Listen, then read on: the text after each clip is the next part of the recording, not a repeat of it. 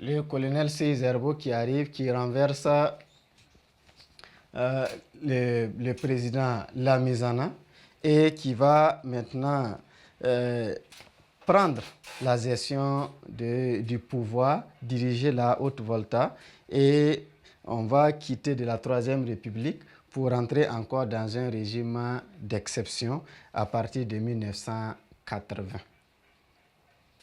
Donc, petit 6, le troisième régime d'exception.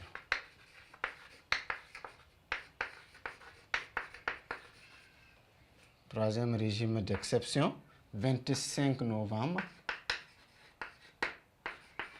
1980 au 7 novembre 1982.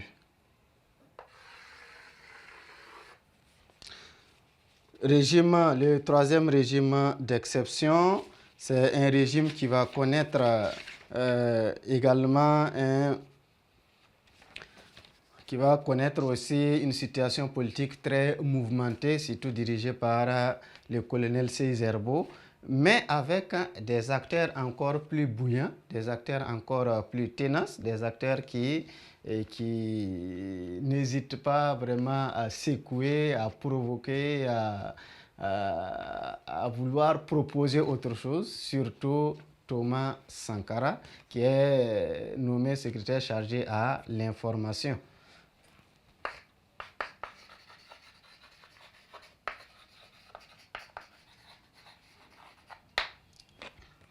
Donc, le colonel Seyss Herbo prend le pouvoir à partir du 25 novembre 1980 en renversant le régime de Sangoulé Lamizana. Et il nomme Thomas Sankara comme secrétaire chargé à l'information.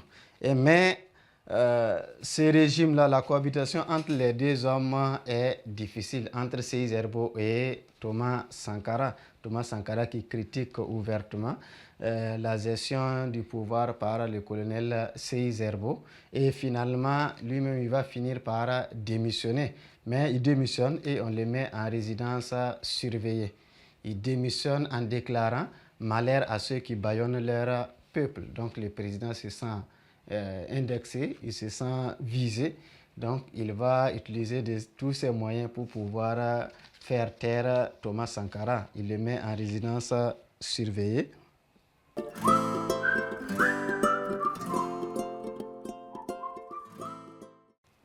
Et il le contrôle. Mais malgré cela, il n'arrive pas vraiment à mettre fin à ce qui va peut-être bouleverser encore la gestion de son régime. Il a mis en place, il a dissous, à son arrivée, il a dissous l'Assemblée nationale, il a suspendu la Constitution, il a suspendu également les activités syndicales, mais aussi politiques. Il a mis en place une structure, le Comité militaire de redressement pour le progrès national, CMRPN, le Comité militaire de redressement pour le progrès national. Donc, le troisième régime d'exception arrive avec le colonel Seyss Herbo qui a renversé le président Sangoulé Lamizana.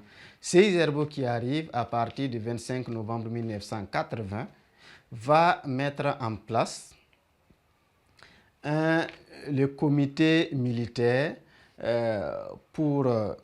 le comité militaire de redressement pour le progrès national, CMRPN.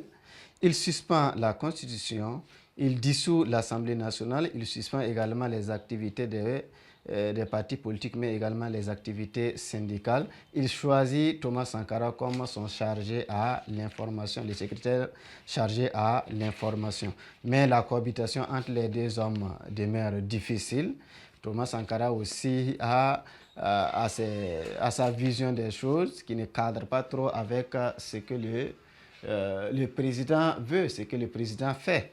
Et les critiques étaient arrivées à un certain niveau que la tension va finir par bouleverser le fonctionnement des choses. Thomas Sankara va démissionner en déclarant malheur à ceux qui bâillonnent leur peuple. Et le colonel Seyss Herbo va le mettre en résidence surveillée. Et malgré cela, et avec les différentes mesures qu'ils vont prendre, mettre Sankara en résidence surveillée, prendre d'autres mesures également qui restent toujours impopulaires, tout cela va rendre la situation encore plus compliquée pour le colonel Seyss Herbo pour la gestion du pouvoir d'État.